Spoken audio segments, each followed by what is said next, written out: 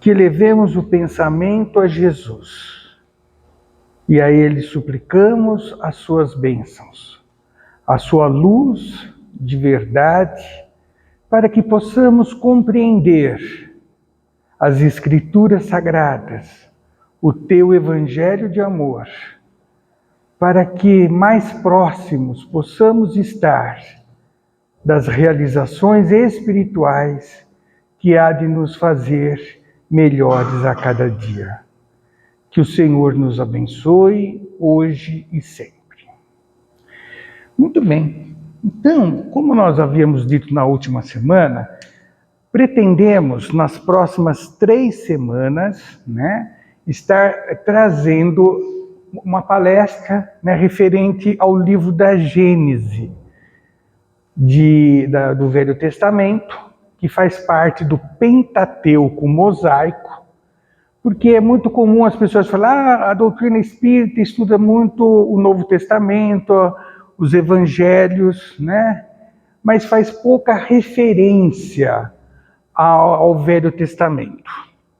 E nós vamos então procurar entender o porquê, não que não façamos diferença, muito pelo contrário, ela tem o seu valor, tem a sua razão de ser.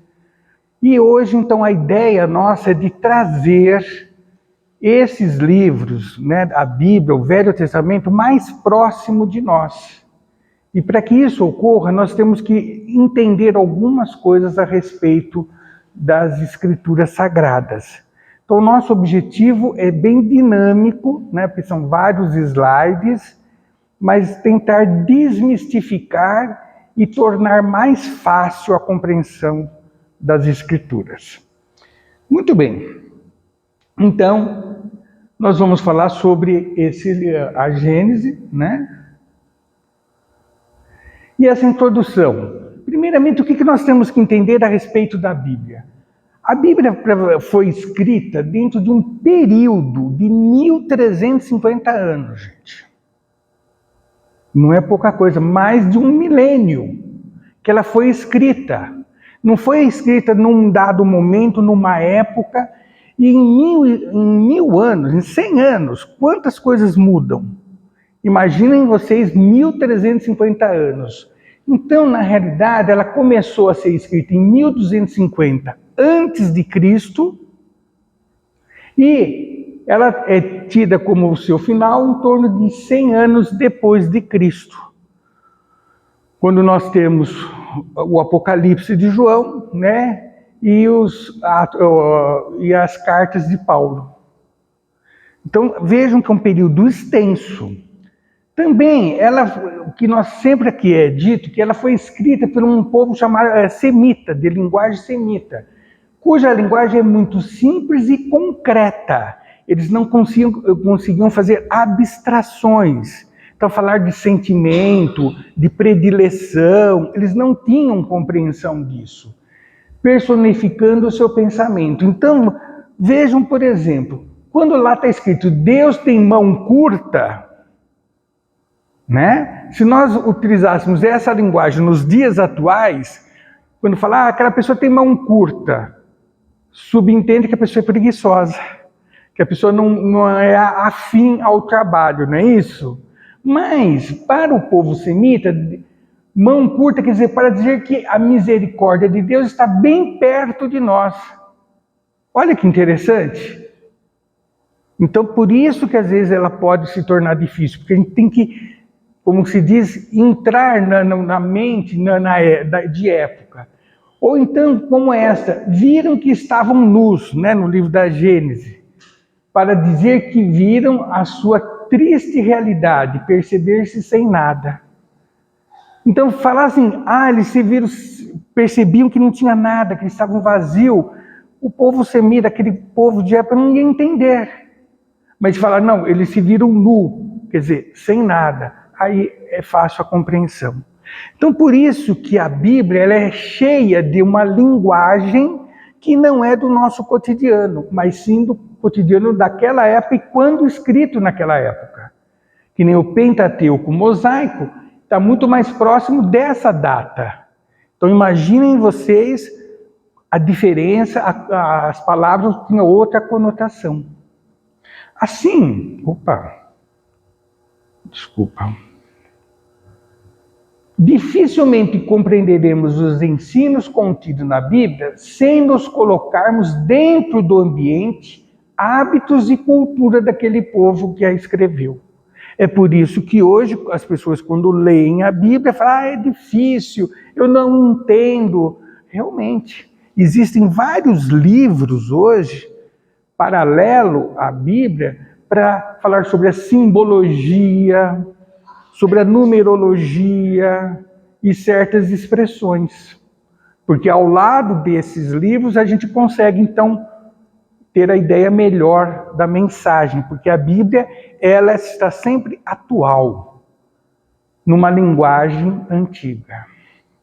Muito bem. Ainda assim, olha só que interessante. Também eles falavam com hipérbole, né? Hipérbole é o exagero dramático aumentado. Então, você vai ver rios de lágrimas, chorar lágrimas de sangue. Eram expressões para sensibilizar as pessoas, para trazerem as pessoas, chamando atenção para aquele ensinamento específico. Então são expressões próprias de comparação, amar um e odiar outro, que a gente sempre diz, que Jesus falou: quem não odiar pai e mãe e amar a minha doutrina não é digno de ser meus discípulos. Claro que ele não queria que a gente deixasse de amar os pais, mas era a forma deles explicitarem a predileção. Então eu tenho que preferir os ensinos contidos no Evangelho do que os ensinos trazidos por uma tradição que ao longo do tempo foi se desgastando. Entenderam? Mas não jamais odiar pai e mãe, por exemplo. E também irmão, naquela época, era qualquer grau de parentesco. Inclusive existem muitas associações, agremiações, né? E até fala irmandade, que usa essa expressão, tá? Vejam a questão de números, numerologia. Alguns números e seus significados na Bíblia.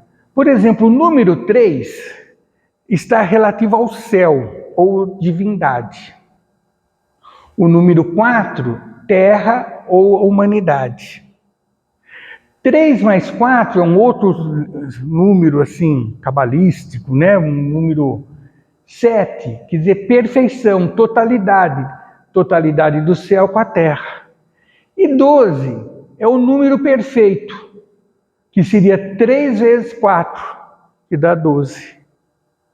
Tá? Por isso que tinham 12 apóstolos. Por isso que quando Judas, né, ele deixou, né, o colégio apostólico, né, ele tirou a sua vida, eles fizeram um sorteio para colocar alguém no lugar de Judas. Porque eles tinham que ter esse número, 12. E aí tem uma série de 12 estação do ano, 12 e por aí vai. 12 signos. Então, era para dizer o número perfeito.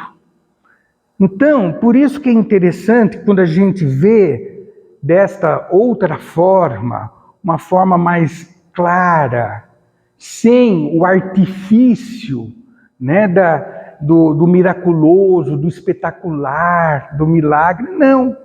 Eram expressões comuns naquela época, que hoje para nós soa um pouco estranho. Tá?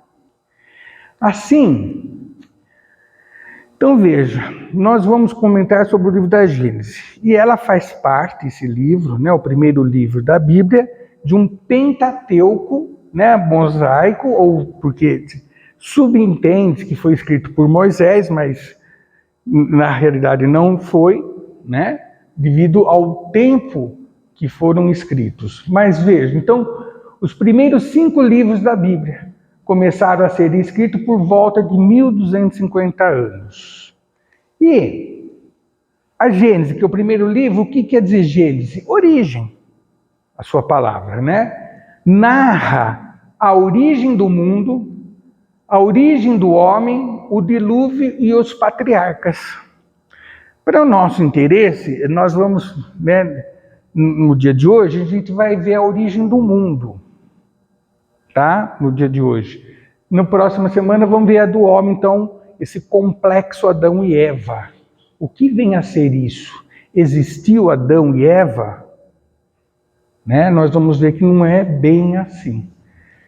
Bom, aí o outro livro chama Êxodo, que quer dizer saída, referente à saída do povo hebreu do Egito.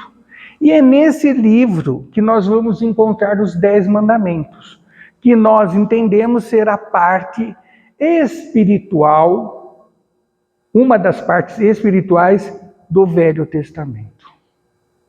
Né? Então foi um fenômeno mediúnico, ocorrido de efeitos físicos, de voz direta, que isso hoje a ciência nos traz essa convicção, essa realidade. O outro livro que nós temos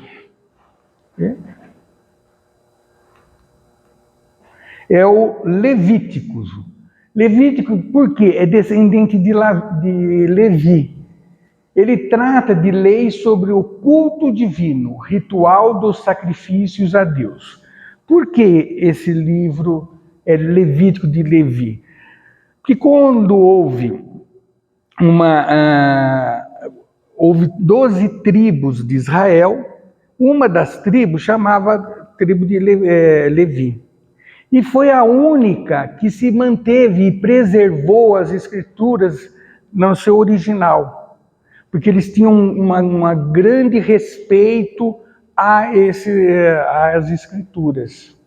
Então, depois que o povo judeu, né, restabeleceu a sua liberdade, estando no templo, ficou quem era da casta dessa tribo a responsabilidade de cuidar do templo e de cuidar dos rituais referentes às escrituras nas diferentes datas festivas e coisas no gênero, né? Mas então nós vamos perceber que esse livro ele trata do quê? Sobre as leis do culto divino, culto de um povo.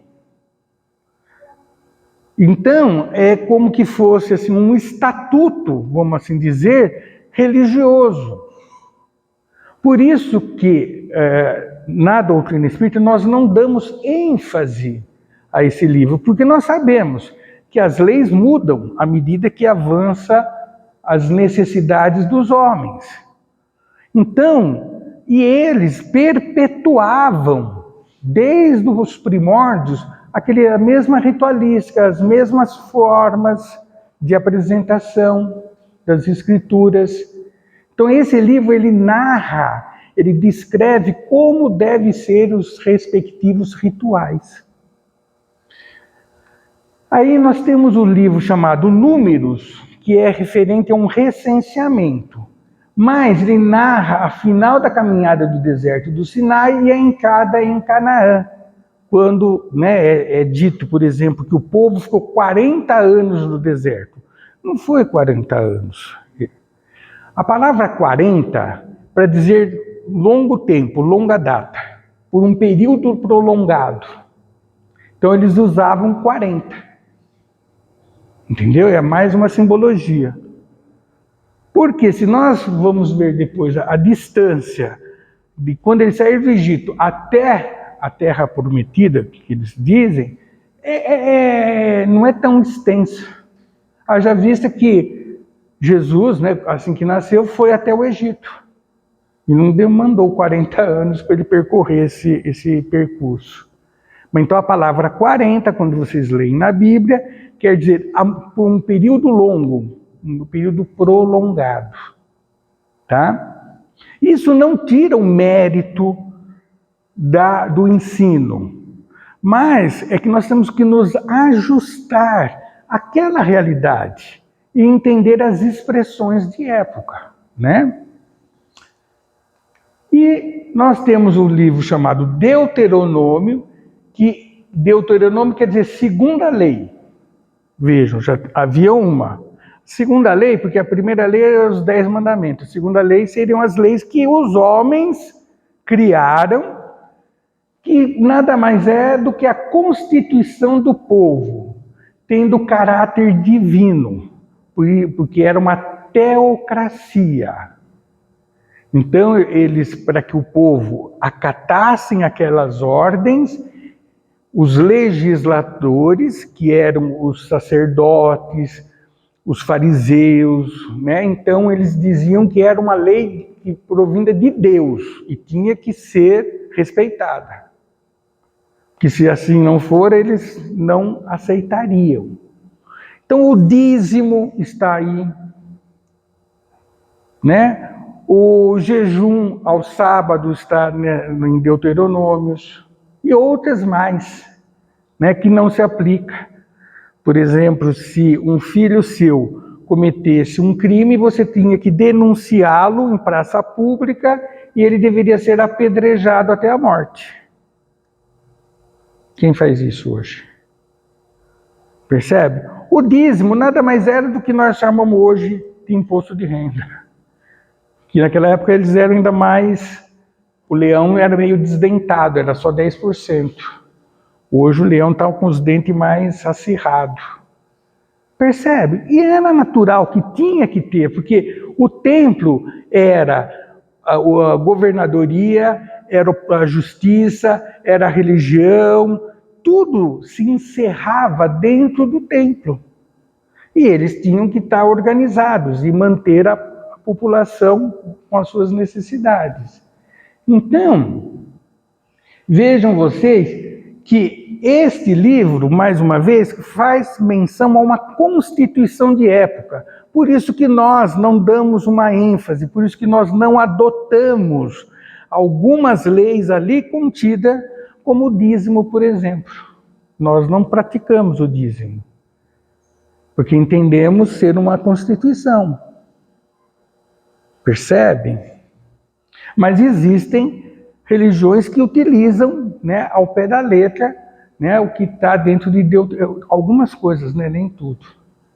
Tudo bem? Então, eu estou fazendo essa abordagem para que a gente possa entender um pouco melhor a Bíblia, né? Ó, aqui, vejam vocês, que eles saíram aqui do delta do Egito, né? E fizeram esse percurso, né? Aqui é o Monte Sinai, onde Moisés recebeu os 10 mandamentos. Aí eles andaram, voltaram até chegarem na Palestina, né? Sendo que eles poderiam fazer um trajeto mais curto, mas existem razões para isso. E uma dessas, dentre os estudiosos, é que eles demandaram um longo tempo para que o povo tivesse tempo de ter uma nova geração. Para que, ao adentrarem na Palestina, ou o que eles chamavam Terra Prometida, né, Canaã, eles não levassem a cultura egípcia, do politeísmo, da forma de legislação, da forma de alimentação, hábitos e costumes. Então, eles peregrinaram dentro do deserto, a ponto de ter uma renovação, e aí vamos assim dizer, doutrinação das escrituras. Porque na época era tudo oral, né? Não tinha muita coisa escrita, eram poucas as pessoas que eram alfabetizadas. Então todo dia rezava-se, né? Algumas vezes ao dia. Então aquilo ia fazendo com que você esquecesse aquele hábito, para ao adentrar na Terra Prometida, você não levasse as viciações de outra nação. Certo? Dúvida, gente? Alguém quer falar alguma coisa? Então, isso não tira o mérito, né, da Bíblia, ao contrário, eu acho que exalta. Vamos lá, então. Vamos entrar no livro da Gênesis. Einstein, certa feita, ele falou uma coisa muito interessante. Ele disse que a religião sem ciência é cega. Assim como a ciência sem religião é manca. Então ele mostra plenamente que a união da ciência e a religião faz com que entendamos as escrituras sagradas, nós vamos ratificar a existência de um ser superior, né, que nós denominamos como Deus, né, que tudo que foi criado não foi criado ao acaso, mas está atrelado a uma inteligência suprema, causa primária de todas as coisas. É assim que a espiritualidade nos define Deus. Nos define dessa forma, não porque seja uma definição completa, mas sim pelo fato de nós podermos entender dessa forma. Porque se nós pegarmos, né, Deus, como que era o pensamento humano sobre Deus, começa lá com os primitivos, né, com os pré-histórias e o povo selvagem, que atribuía a Deus aos fenômenos da natureza, ao raio, trovão, tempestade, vento e por aí vai. Depois trouxeram Deus para ser como nós, então humanizaram Deus. E aí passou a ser um Deus guerreiro, um Deus que ora estava irado, ora estava feliz, ora concedia bênçãos, ora nos dava penas, como desgraças ou coisas no gênero. E aí então depois vem Jesus, que nos mostra um Deus não mais vingativo, não mais com os defeitos comuns nossos, de ira, raiva, ódio, mas um Deus Pai, um Deus afetivo, carinhoso, que nos quer bem, que nunca vai nos fazer mal. E aí vem a doutrina dos Espíritos, nos dar agora essa definição de inteligência suprema, causa primária de todas as coisas. Então vejam que à medida em que nós humanos, espíritos que somos, que vamos crescendo no entendimento, a definição de Deus vai ganhando outra dimensão. Certo?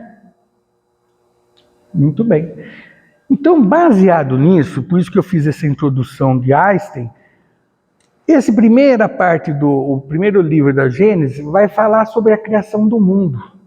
Coisa que a ciência hoje vem também com a sua terminologia falar as mesmas coisas. Só que a Bíblia, a Gênesis está numa linguagem semita, eles não conheciam períodos, eras geológicas, mas conheciam dias. Percebem? Então veja que interessante. As origens do mundo. Então o primeiro versículo diz o seguinte: no princípio, Deus criou o céu e a terra. A terra estava deserta e vazia, as trevas cobriam o oceano e um vento impetuoso soprava sobre as águas.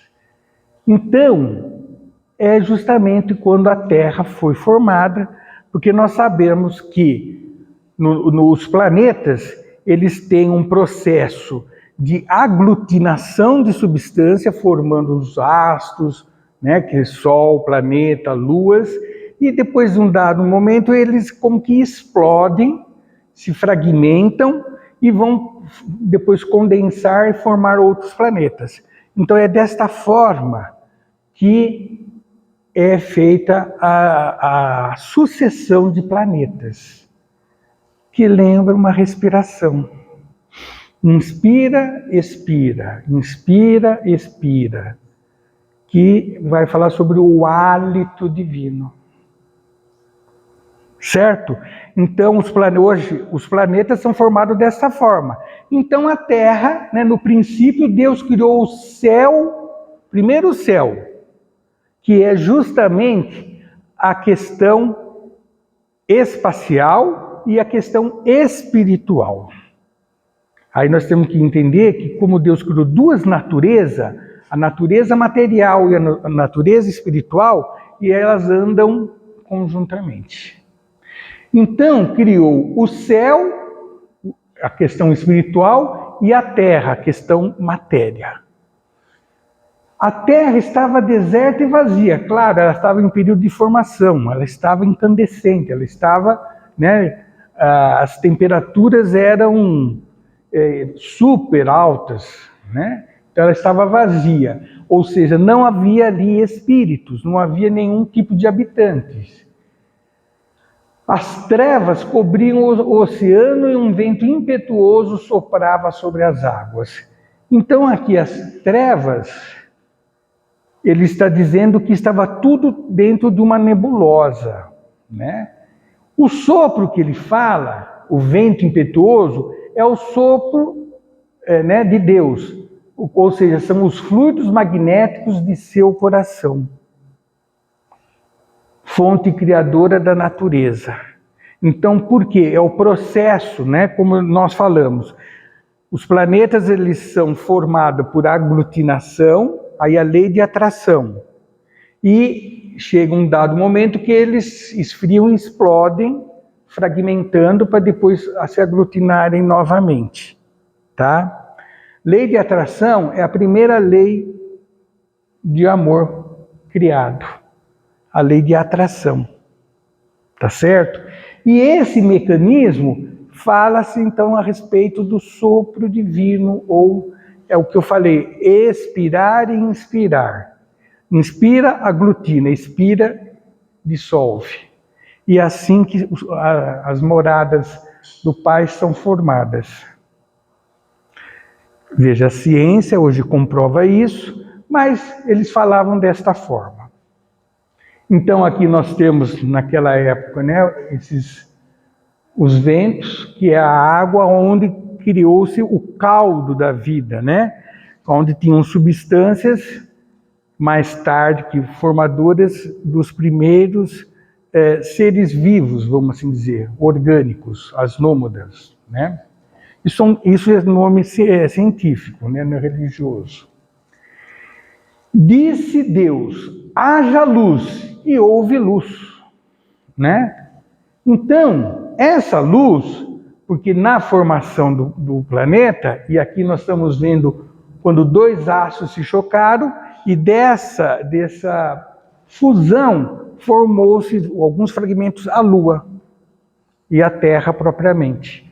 Só que isso criou-se em volta do planeta, vamos assim dizer, como uma fumaça, uma poeira cósmica, onde tudo ficou enegrecido, porque os raios solares não penetravam. Com o passar dos milênios, foi sedimentando esses fragmentos e aí o Sol começou a ser visto. Então disse Deus, haja luz, e houve luz. Deus viu que a luz era boa e separou a luz das trevas, o dia e noite. Deus chamou a luz de dia e as trevas chamou de noite. Passaram-se a tarde e a manhã, e esse foi o primeiro dia, o primeiro período geológico. Mais para frente vocês vão ver, se nós pegássemos, né, isso, na ciência foi feito, todo o período da formação da Terra, de 5 bilhões de anos aproximadamente, e jogássemos num período de 24 horas, vocês perceberam que mais de 12 horas, né, ou seja, 2 bilhões e meio de anos, foi só para esse período aí, de formação do planeta, consolidação, formação dos oceanos e dos continentes. Nós vamos ver lá na frente que o ser humano, em torno de 10 mil anos de existência, um pouco mais, ele, dentro desse relógio de 24 horas, perfaz os últimos 45 minutos de 24 horas. Então nós somos bem novinhos dentro dessa formação que a Gênesis nos conta. Então, né, aí nós temos a forma dessa fusão, formou-se a Terra e a Lua. Depois disse Deus: haja entre as águas um firmamento que separe as águas de águas. Esse firmamento não quer dizer terra. Esse firmamento é o plano espiritual que surgiu antes de poder a terra ser habitada. Porque, como nós sabemos, o mundo espiritual sempre antecede ao mundo físico. Tá? Então Deus fez o firmamento e separou as águas que ficaram abaixo do firmamento das que ficaram por cima, e assim foi. Entendeu? Então o firmamento não é as nuvens. Ao firmamento Deus chamou o céu. Passaram-se a tarde e a manhã, e esse foi o segundo dia. Então o firmamento é o mundo espiritual. A parte espiritual é a primeira a ser formada em criação, considerada a matriz do plano físico. Então, tudo que nós temos hoje aqui, né, teve anteriormente nas dimensões espirituais. Então, a dimensão espiritual está adiante da nossa realidade. Quem lê o livro Nosso Lar, por exemplo, vai ficar encantado de ver como que é a organização das cidades, do transporte, da alimentação. Isso na década de 40 do século passado. E hoje ainda nós não temos o que lá já tinha no século passado. Então vejam, porque sempre o mundo espiritual está adiantado. E disse Deus: ajunte-se num só lugar as águas que estão debaixo do céu, e apareça a parte seca. Agora sim. E assim foi. Então aí nós temos, né, como que era o planeta quando começou a se formar. Essa parte, que era os continentes eram fundidos, é a Pangeia. E a parte de água era a Pantalassa, tá? Que se chamava, era um oceano só. E a parte seca Deus chamou de terra, e chamou os mares o conjunto das águas, e Deus viu que ficou bom. Então aqui nós temos a Pangeia. Vejam que aqui nós temos a Eurásia, a parte da Europa e da Ásia, aqui a América do Norte, a África, a América do Sul, a Índia, a Antártica e a Austrália. Então, estava tudo unido. Depois as placas tectônicas foram separando, né? E nós temos essa conformação atual do nosso planeta, que está em constante movimentação. Ela não é fixa, né? As placas se movimentam. Então foi isso que Moisés descreveu, né, mediunicamente. Então disse Deus: cubra-se a terra de vegetação, plantas que deem sementes e árvores cujos frutos produzam sementes de acordo com as suas espécies. E assim foi. Então começou a surgir as plantas terrestres. Antes existiam as plantas aquáticas, as algas, né? A terra se fez brotar a vegetação. Plantas que dão sementes de acordo com as suas espécies e árvores cujos frutos produzem sementes de acordo com as suas espécies. E Deus viu que ficou bom. Vocês percebem que sempre é uma repetição? Isso eles faziam na linguagem semita, para consolidar a ideia, para reafirmar. Então eles repetiam o conceito. Tá? Então é a linguagem deles. Então nós temos aqui as diferentes vegetações ao longo do tempo. Passaram-se a tarde e a manhã, e esse foi o terceiro dia, o terceiro período da era geológica. Tá? Assim, e disse Deus: hajam luminares no firmamento do céu para separar o dia da noite, Sirvam eles de sinais para marcar estações, dias e anos, que é a lua e os demais astros, né? E serviam de luminares no firmamento do céu para iluminar a terra, e assim foi. Deus fez os 2 grandes luminares, o maior para governar o dia, o sol, e o menor para governar a noite. Fez também as estrelas. Deus os colocou no firmamento do céu para iluminar a terra, governar dia e noite, separar a luz das trevas, e Deus viu que ficou bom. Passaram-se a tarde e a manhã esse foi o 4º dia. Então veja que eles sempre aquela redundância para confirmação, e vejam as expressões que eles utilizam, simbolizando o sol e a lua. Isso vem sendo comprovado pelos geólogos, né, que comprovam essas eras, né, e que no tempo de Moisés usavam o dia. Tá bom? Então, a Bíblia está errada? Não está errada. É saber interpretá-la, né? Então, aqui nós temos a formação, né, do dia e da noite, do sol e da lua. E também existem, porque nós conhecemos 2 sistemas de rotação, de movimento da Terra. A de rotação, correspondente ao dia, e a de translação, né, que corresponde ao ano. Mas existe um outro também chamado precessão, que é esse movimento que a Terra faz, tá? É um fenômeno físico que consiste na mudança do eixo de rotação de um objeto. E isso faz com que, então,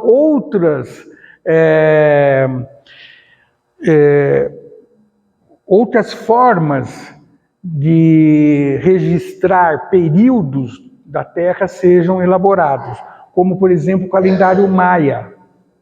Eles usam outros movimentos, né? O calendário maia, se não me falha a memória, ele usa assim, eles pegaram um dado planeta, né, uma estrela, que é uma constelação, o tempo que leva para você voltar a vê-la na mesma posição, que deu 2.000 anos, né, uma coisa assim, um período de 2.000 anos, 2012, mais precisamente.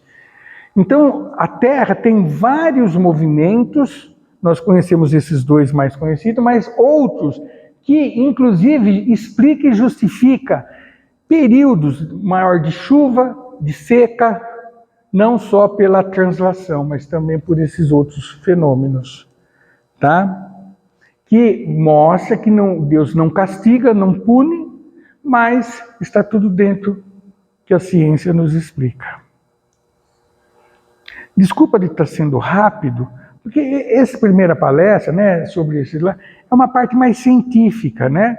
O nosso objetivo aqui é mostrar, né, para vocês que a Bíblia está certa numa linguagem antiga, que nós devemos respeitá-la, porque assim como ela foi precisa nessa colocação, que agora a ciência, com toda a tecnologia, com todo o arsenal de instrumentação, consegue comprovar, vejam que eles já há mais de 3.000 anos já nos falavam isso, tá?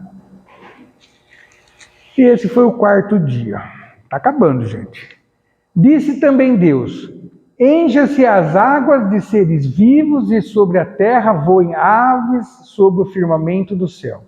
E assim Deus criou os grandes animais aquáticos e os demais seres vivos que povoavam as águas de acordo com as suas espécies, e todas as aves de acordo com as suas espécies.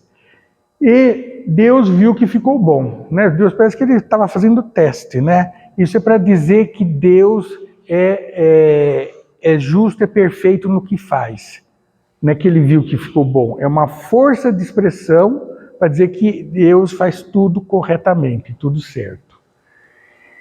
Então Deus os abençoou dizendo: sejam férteis e multipliquem-se, encham as águas dos mares e multipliquem-se as aves na terra. E passaram-se a tarde e a manhã, e esse foi o 5º dia. Então aí nós temos, né, na parte aquática, né? A vida surgindo, e depois ela tendo até a fieira evolutiva que a gente vai ver depois. E disse Deus: produz a terra seres vivos de acordo com as suas espécies, rebanhos domésticos, animais selvagens e os demais seres vivos da terra, cada um de acordo com a sua espécie. E assim foi. Deus fez os animais selvagens de acordo com as suas espécies, os rebanhos domésticos de acordo com as suas espécies e os demais seres vivos da terra de acordo com as suas espécies. E Deus viu que ficou bom. Olha. Por que essa dualidade, né? Então aqui nós vemos a vontade de Deus e o tempo para a sua concretização. Que nada surgiu abruptamente, tudo gradativamente, porque assim age as coisas naturais. Ela tem um período de evolução, né? E sempre está em processo contínuo de evolução, né?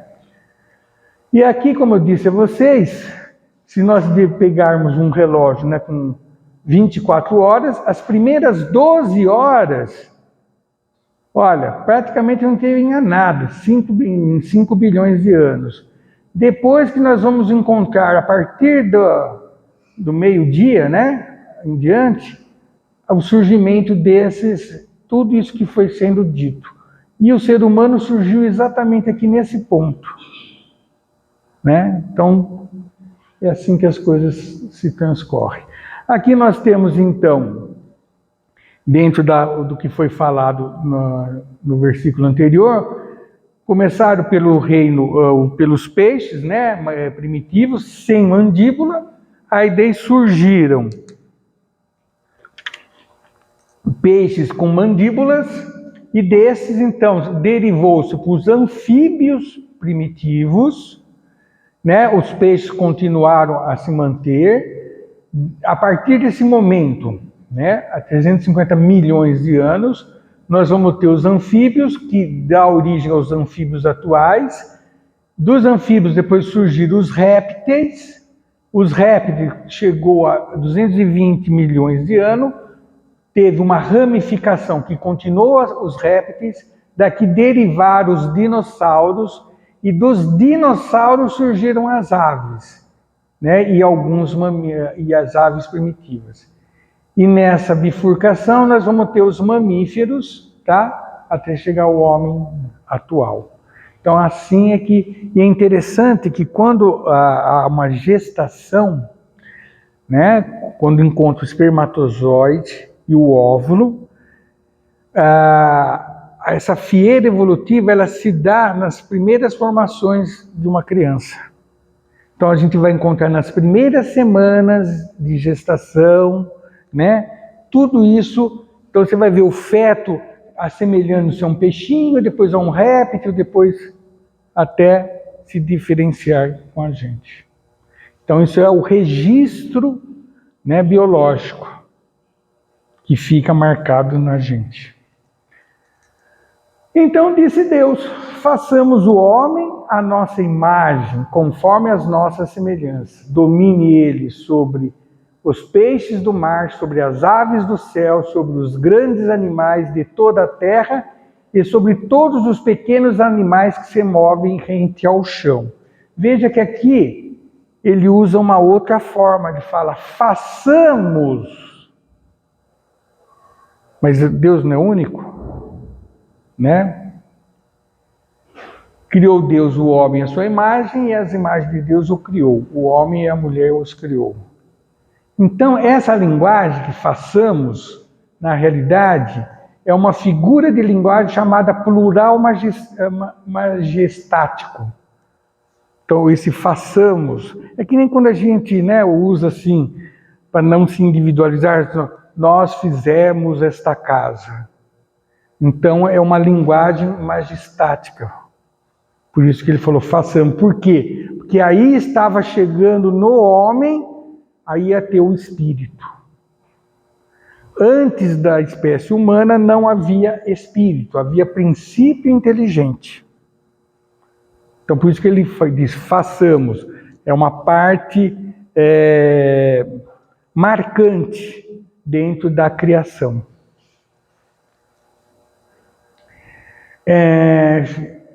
Deus estaria falando a seu respeito de maneira a indicar que todos o seu poder e sabedoria majestáticos estariam envolvidos na criação do homem, porque é o Espírito. Por isso que fala que nós somos a imagem e criação do Pai. Jesus falou, vós sois deuses, para dizer a questão espiritual do ser. E a imagem, identidade em relação às espécies vivas existentes. E semelhança, presença do espírito, intelecto moral. Então, é a partir desse momento, quando ele diz, façamos o homem à nossa imagem, e conforme a nossa semelhança, a nossa imagem, porque ele ia usar o animal mais evoluído que a Terra possuía, que era a espécie humana, para que nele fosse introduzido o Espírito. Por isso, a semelhança do Pai, que é uma questão espiritual. Tá?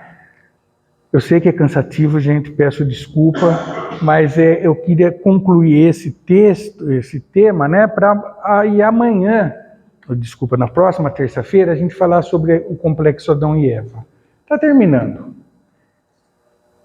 Então, criou Deus o homem à sua imagem, a imagem de Deus o criou, homem e mulher. Hebraico, tá? É macho e fêmea, tá? Inteligência racional e lógica. Homem, né? É aí que nós estamos antecipando sobre Adão e Eva. Então, ele falando que o espírito, ele tem a parte racional, lógica, né? E tem a parte de sentimento elaborado, fino. Então, a este lado humano, nosso, espiritual, relacionado ao raciocínio, ele comparou ao macho, ao homem, mas não que o homem seja mais inteligente que a mulher, longe disso. E a esse lado mais emoção, sentimento, afetividade, é esse lado feminino que o Espírito traz. Entenderam? Aí nós vamos entender depois, lá na frente, o que é Adão e Eva.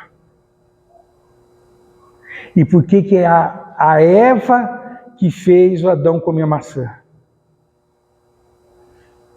Então esqueçam personalidades e vamos ver, aqui é que está justamente esse lado nosso. Todos nós, espíritos, nós temos intelecto e moralidade, intelecto e sentimento. Tá? E a isso eles deram o nome de macho e fêmea. Tá? Mas um não fica sem o outro, um não é maior do que o outro, um não é melhor do que o outro, porque isso faz parte do eu existencial.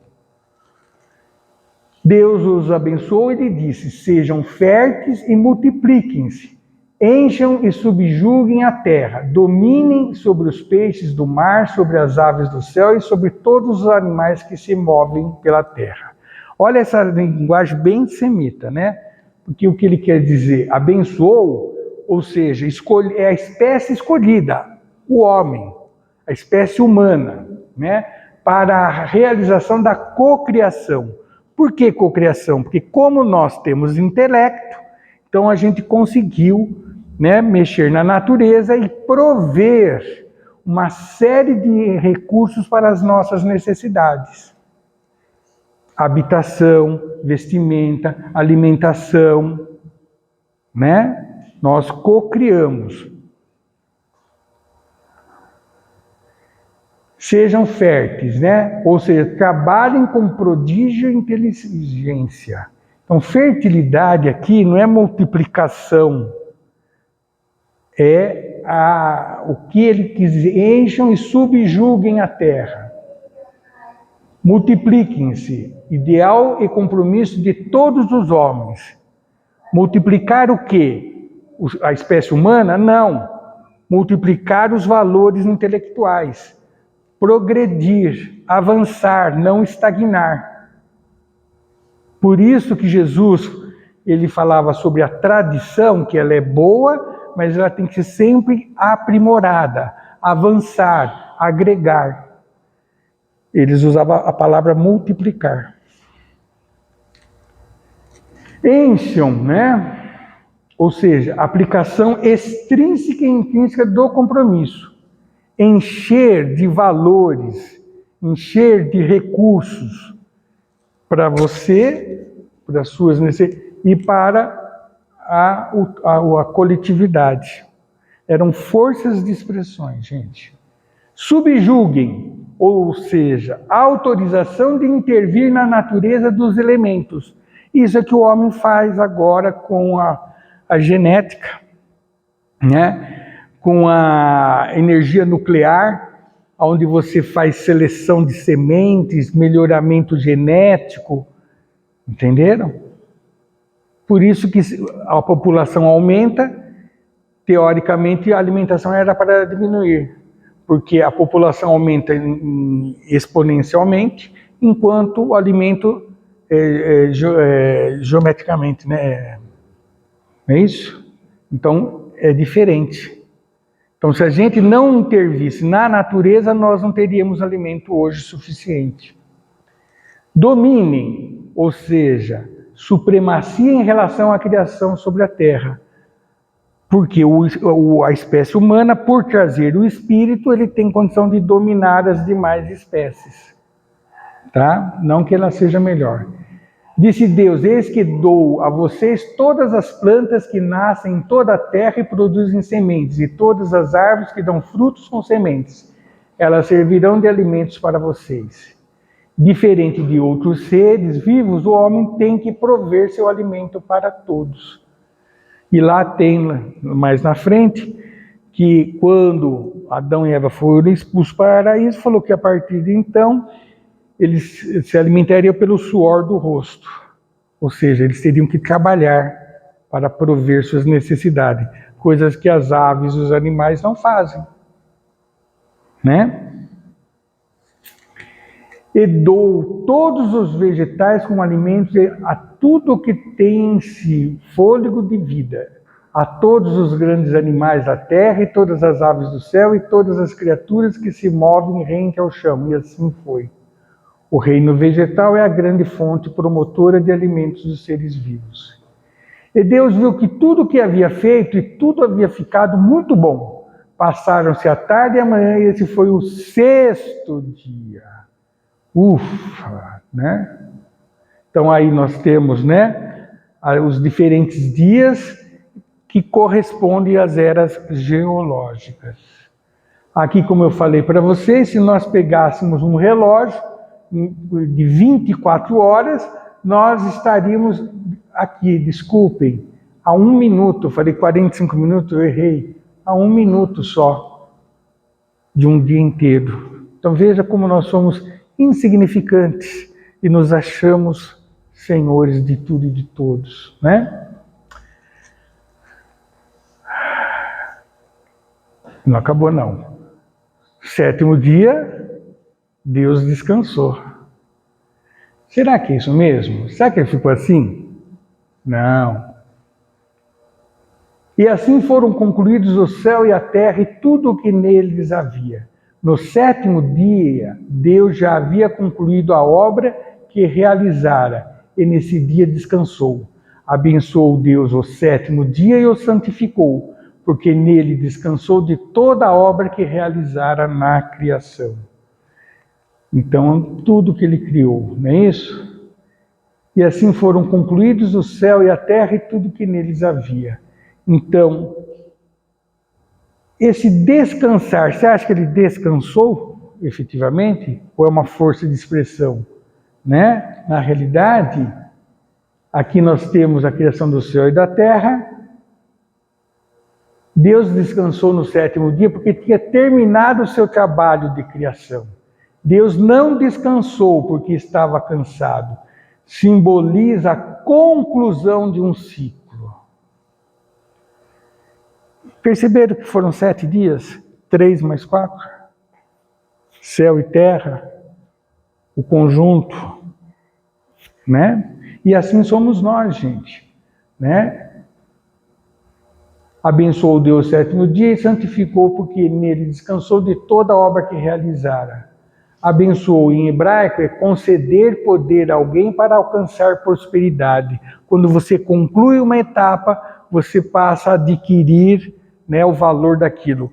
Você concluiu o seu ensino, ganhou lá o diploma, você está habilitado a trabalhar. Você concluiu a sua maturidade física, aí você é um homem adulto, né? Passou pela infância, passou pela adolescência, e assim tudo é ciclos. A cada 5 anos nós temos, que corresponde a um lustro, a cada 5 anos nós concluímos um ciclo na nossa existência. O César, por exemplo, que já deve ter uns 10, que 10? Está beirando lá uns 12, 13 ciclos, lustros, ele já está bem polido. Então, a cada 5 anos, nós sempre mudamos algo na nossa vida. Façam uma retrospectiva e vocês me falarão depois. Santificou, designar algo ou alguém para um serviço especial. Serviço a Deus, trabalharmos a Deus. Descansou, confiar algo a alguém. Não é isso? A gente trabalha, né? Aí você vai treinar uma pessoa para ficar no seu lugar. Você vai descansar porque você delegou a outro a continuidade do seu trabalho, a sua família e tudo na sua sociedade. E assim as coisas se sucedem. Ufa! Era isso que eu queria falar sobre a formação dos membros.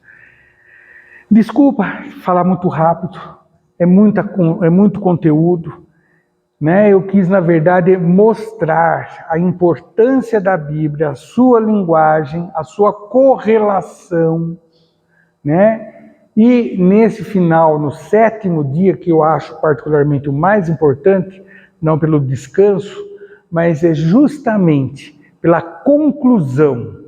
E é nisso que cada um de nós devemos entender, que nós temos um compromisso, uma missão para com Deus e para com o próximo. Então, nós não estamos aqui simplesmente para enfeitar, né, a natureza, até porque tem uns que nem dá para enfeitar, né, muito bem, né? Mas nós estamos aqui com um compromisso, gente, de deixar um legado, deixar algo que você contribuiu para o progresso e para o bem-estar. De alguma forma, quer na sua profissão, quer na sua família, quer enquanto sociedade, quer na sua religião, mas que você deixe um legado. E aí você terá concluído um ciclo de existência. Retornaremos ao plano espiritual para uma nova oportunidade de crescimento. Então, na semana que vem, damos continuidade, estaremos falando sobre o complexo Adão e Eva, tá bom? Obrigado, gente. Vamos passar para o passe.